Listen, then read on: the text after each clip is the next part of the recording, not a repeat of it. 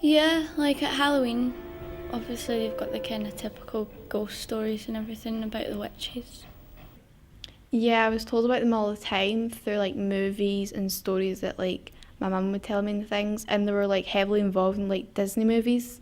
Just the traditional stories like Hansel and Gretel, Roald Dahl's The Witches, and also the Disney films and stuff like Snow White, etc. Yeah, I was told stories all the time. You just hear about them everywhere, like in books and in movies. They're so influential, and you always have a clear picture of what you think a witch would look like in your head.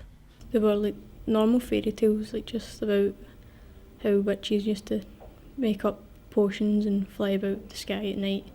I would often talk to my granda, and he'd tell me some stories about witches. I heard the typical Halloween stories, like that were meant to scare you about witches, like them cursing people and making potions. I'd seen witches in movies and read them in books, but I'd never actually heard about real witches. I do remember there was one my gran told me. I can't remember much about it, just that the witch was very evil. She used to steal children away from their homes. My parents would tell me stories of, like, you know, just the classic ones like Hansel and Gretel and things like that. My dad used to read me Roald Dahl, The Witches. I knew about the Erskine witches because I've grown up like next to where Christian Shaw's house was supposedly like where it was supposed to be, so I grew up next to it, so I was told about it a wee bit. I was told stories about witches from my sister, my older sister, who used to tell me stories to torment me around Halloween time, and she would tell me stories to try and get me scared. At schools you would hear stories like folklore and the story of Tam O'Shanter, obviously we're going through the bridge and the witches chasing them, so it's kind of built into when you're younger. You hear stories about witches, and obviously at Halloween you hear a story about witches as well, so it's kind of always something that you kind of hear about. Like at Halloween and stuff, you always knew there was people dressed up as witches. Never really get told stories about them or anything. There was a big thing in fairy stories that if you didn't follow the rules, the witches would get you, and you'd end up being in their belly as a pie or something.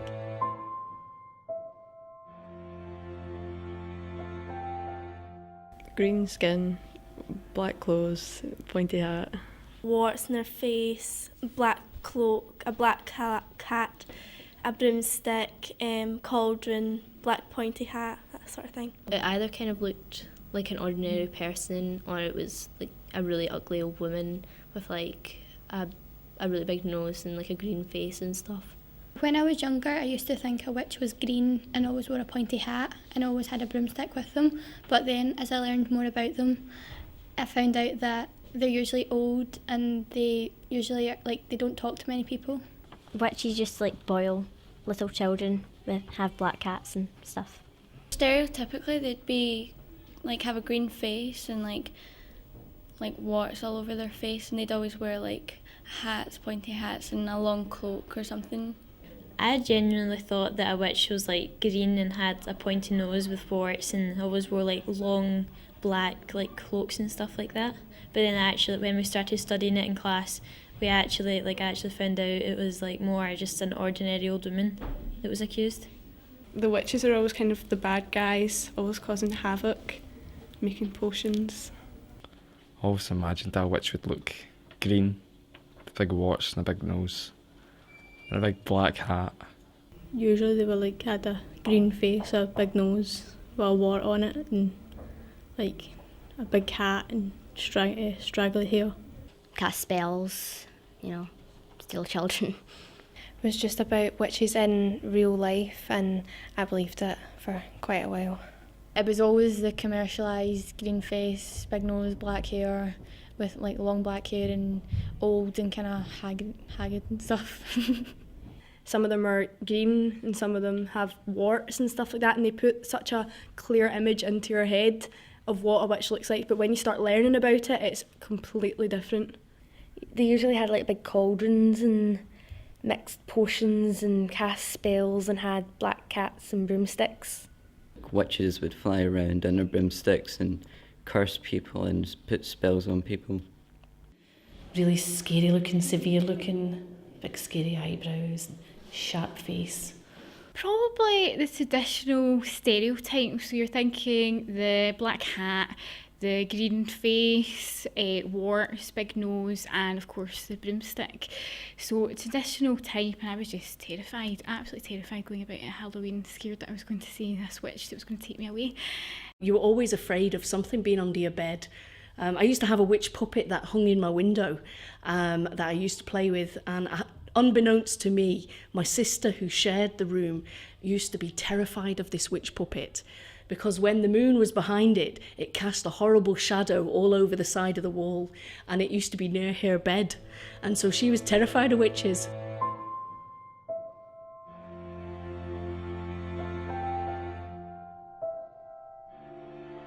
I think those claims are false because I don't believe that anyone would have actually put that inside her.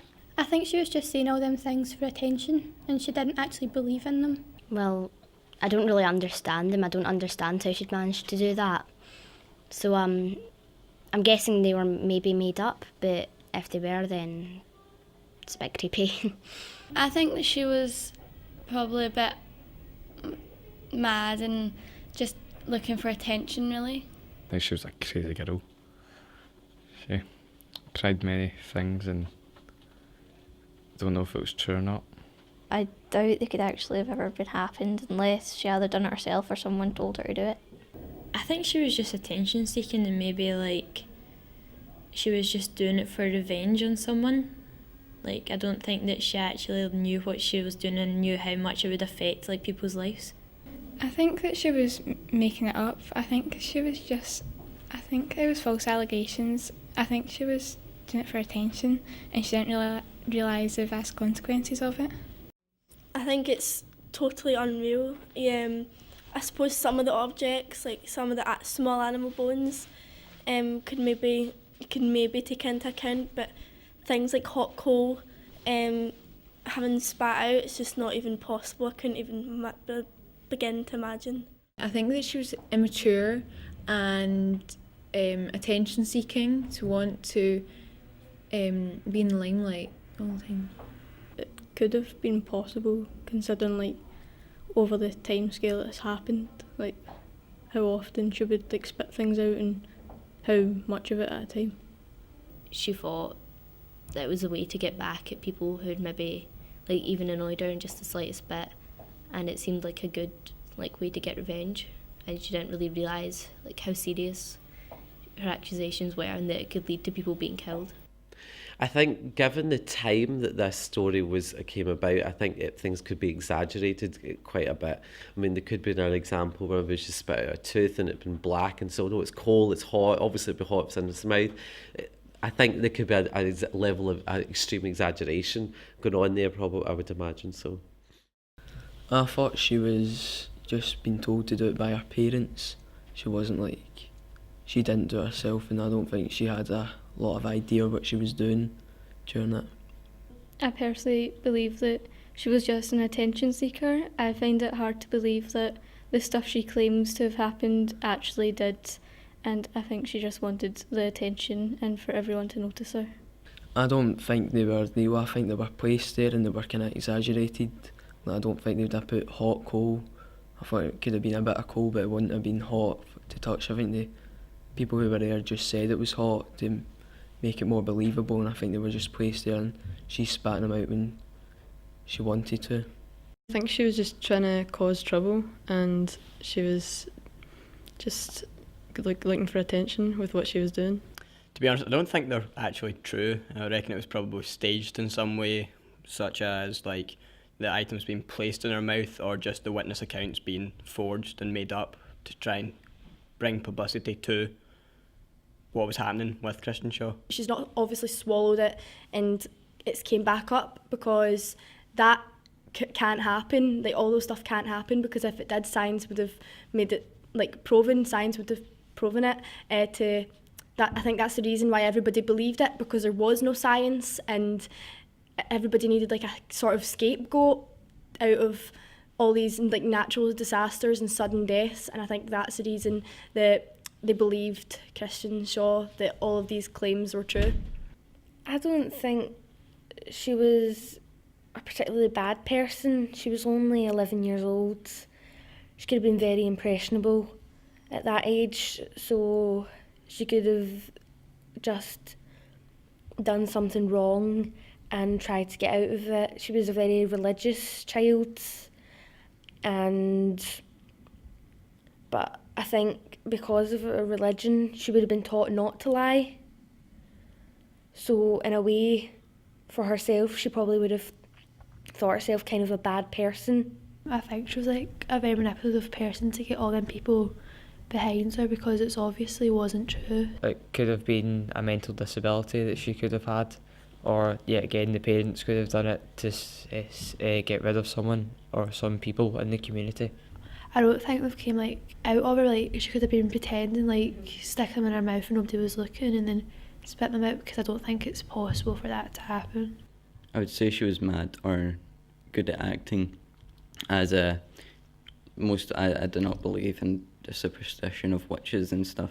And also her father was the laid beard of Begarin, which if he wanted people gone that were troubling him, she could easily do it, as she was like seen as responsible and a light in the community as she went to church.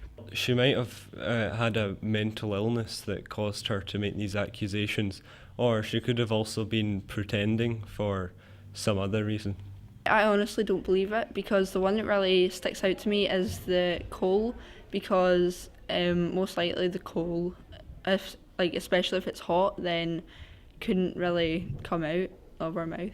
I actually feel quite sympathetic in a way, because I feel that perhaps it might have actually been her that started it off, but a part of me feels that she must have been manipulated in some way from adults, and I think maybe halfway through she probably felt quite afraid, especially when people were getting convicted for it, and in a sense I do feel a great deal of sympathy for her to keep going along and making up the stories.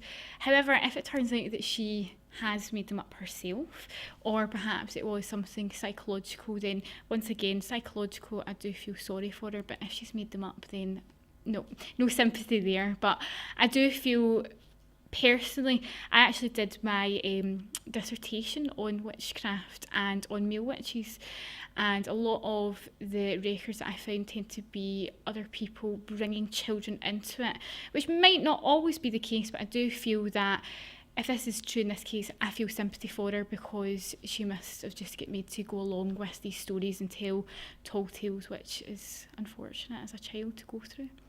My background was a psychologist before I became an English teacher.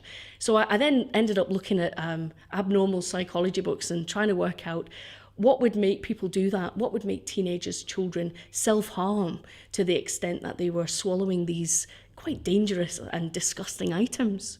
And I'd found out that this was called pica, P-I-C-A, and there was a bizarre theory that I came across where perhaps she had chickenpox or shingles, and that could have caused something called KLM, which is a sleep disorder, but also makes people who have it eat non-nutritious things like dung and hay and pins and hair. And it makes you think, at that time, 1690s, it's possible that the wee girl had glandular fever or chickenpox, and it could have stayed in her system and led to this KLM disorder, which could have explained why she was eating these things. I don't think they're true. I think somebody made it up. I don't know if it was her or someone else, but I don't think they were true. I think she was a child that didn't know where to turn to. A lonely child. Well, I think we're all good and bad, and I think maybe she just went along with what everyone else was saying at the time. I think she could have been a bit naughty and using it a wee bit bad. I don't know that she was all bad, but there was a wee bit of badness, and maybe it went too far, and then she would have been sorry at the end of it.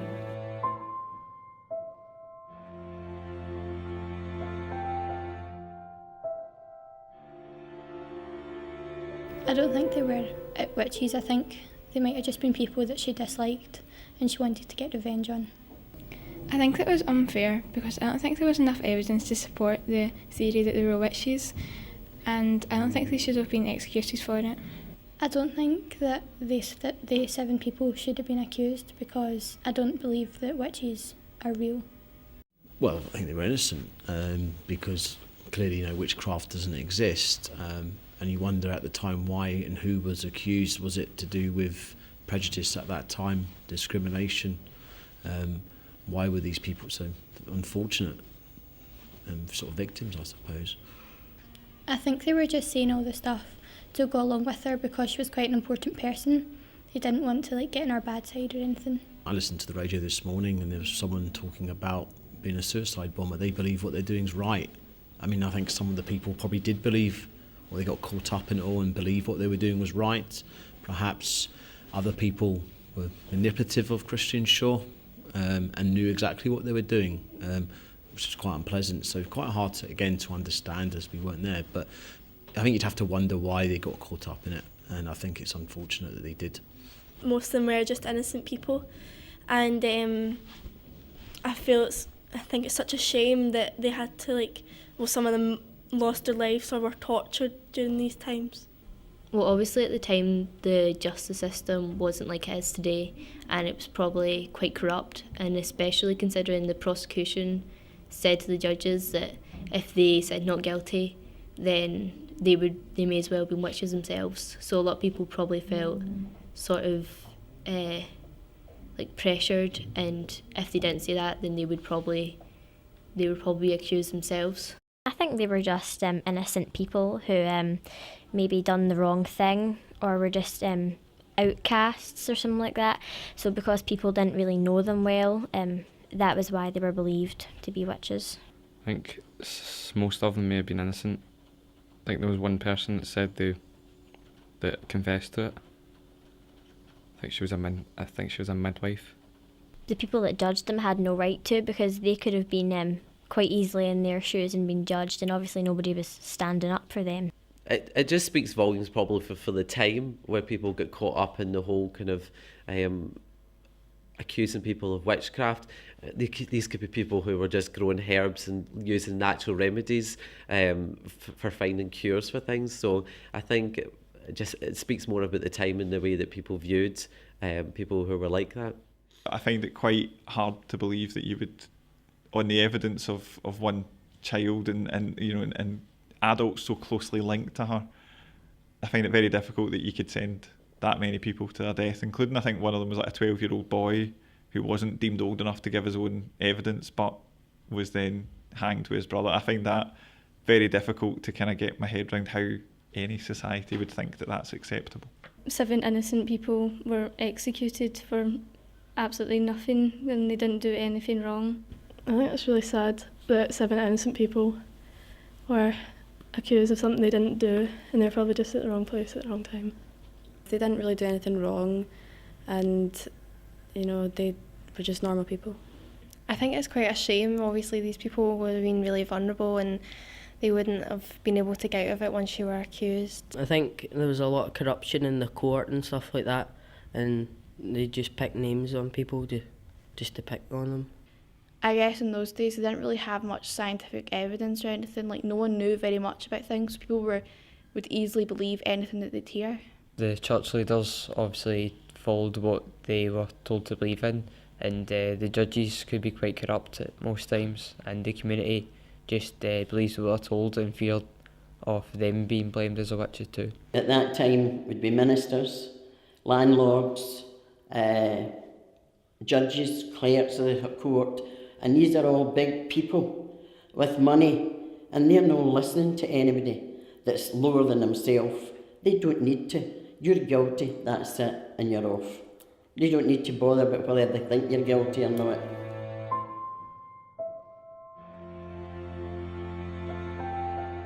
I don't think that the curse has anything to do with it, because witchcraft isn't real. I think it was just a story made up to scare people and to go into church and things like that. I do know that when they were buried there was a horseshoe put up there to ward away their evil spirits. The burnt bodies of those that were accused were buried under a cross and a horseshoe was placed on top of it. I don't think the curse applies to any history that's ever happened in Paisley. I think the curse, as I said before, was just something to scare people. I guess people could still believe that it still defends Paisley from like spells and stuff, but I think that as time's gone on, people have got more kind of understanding about like science and stuff.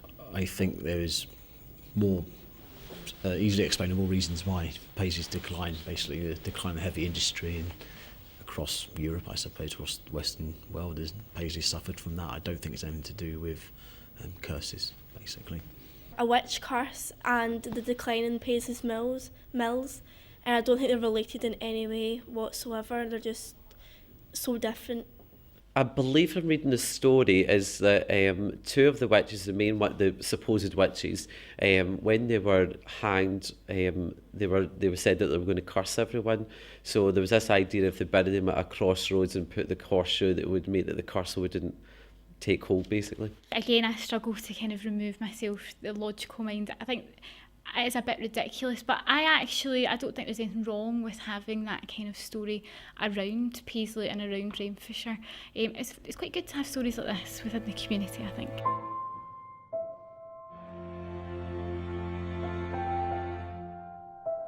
I think the story should, because it's good, because it'll attract people who are interested in this kind of thing, as it is interesting to learn about. It's about both.